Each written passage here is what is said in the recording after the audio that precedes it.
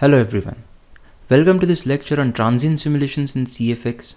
This lecture is part of the course CFD modeling using CFX by LearnCAX. In this simulation, we will see how to set up a transient simulation, that is unsteady state simulation within CFX. Transient means changing with time. So if your flow variables are changing with time, that simulation is called as, or that CFD problem is called as transient simulation. What is the need of transient simulations? By default, CFX simulations are steady state. Solutions proceed in time towards a state that is unchanging. So we can say the solution is independent of time. Steady state represents a precise moment in time or equilibrium. But when there are things changing with time, transient simulations are required. Examples are tank filling, pollution dispersion, fluctuating boundary conditions, vortex shedding, oscillating flows, and recirculation zones. All these processes or phenomena make the simulation changing with time. So we have to go for transient simulation in such cases. What is the strategy when we go for transient simulations? Transient simulations are solved by computing a steady state solution for many discrete points in time. So what is done is that for one time instant, steady state simulation is obtained. Time is incremented by some delta t time step. In the next time instant, again a solution, that is steady state solution for that time instant, is obtained, and so on and so forth. We progress in time by giving a time step delta t. You have to note that in each time instant a converged solution needs to be obtained, and that is the real solution for that time step or time instant. Each steady state solution is iterated through a number of inner loops which are called as coefficient loop. They represent the iterations per time step. So every time step a steady state simulation is basically calculated, and that is known as the converged solution for that time step. Steady state solution for next time instant is calculated by using the previous solution as a starting point and advancing through a specified period of time which is specified as a transient time step. So when we calculate a steady state simulation for the next time instant, the solution for the earlier time instant is taken as initialization, and time is incremented by a transient time step, and therefore a transient term also appears in the Navier-Stokes equations. This process is repeated until total time has been simulated.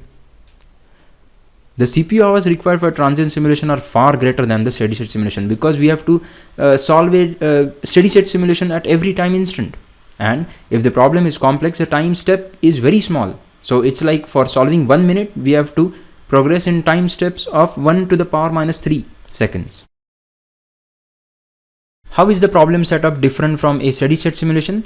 It is similar to, the setup is very similar to steady state, but there are some modifications or some deviations from the steady state setup. Extra information is required. First is analysis type panel. In this, we have to go for analysis type as instead of steady state, we have to switch to transient. Then in the boundary conditions, wherever there is changes that are required with respect to time, we have to input them.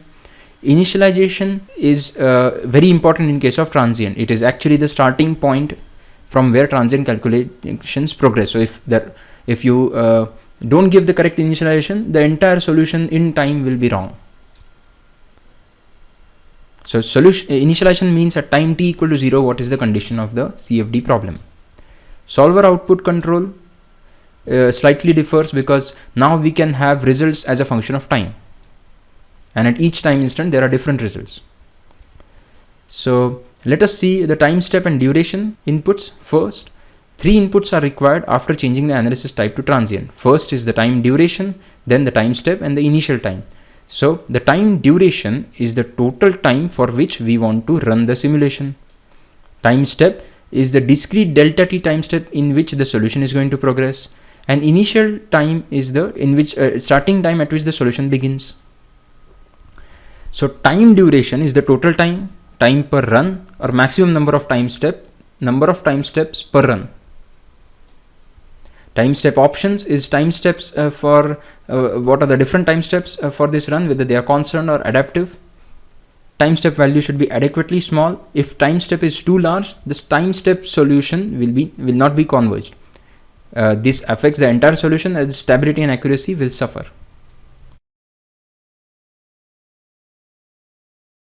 So what are the different options of initial time? When we select initial time in the analysis type dialog box, there are three options. First is automatic, which means carries from the last time step. Next, we have the option automatic with value, which carries on from the last time step. For first run, the simulation starts at a specified time value.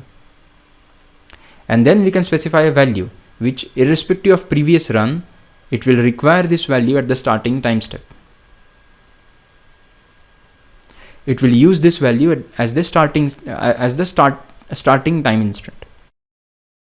Now we will see what are the different transient boundary conditions. If required, we can use expressions as function of time instead of values for any quantity in the boundary condition when we run a transient simulation. Velocities, mass flows, pressure conditions can all be expressions or functions of time. Fluid temperature, concentration at inlet can be expressed as a function of time. Wall temperatures, wall fluxes can be expressed as functions. Then comes the importance of initialization. It is often advantageous to have a converged steady state solution and use it as a starting point of a transient computation. If transient computation is started from an initial guess, it may take the solution some time to settle down. The first few transient outputs may not be accurate, as the solution may not be converged. The first few iterations may need to be run with smaller time steps to avoid startup problems. If it is required to start from an initial guess, automatic values cannot be used. The user needs to provide initial values. Automatic with values is often appropriate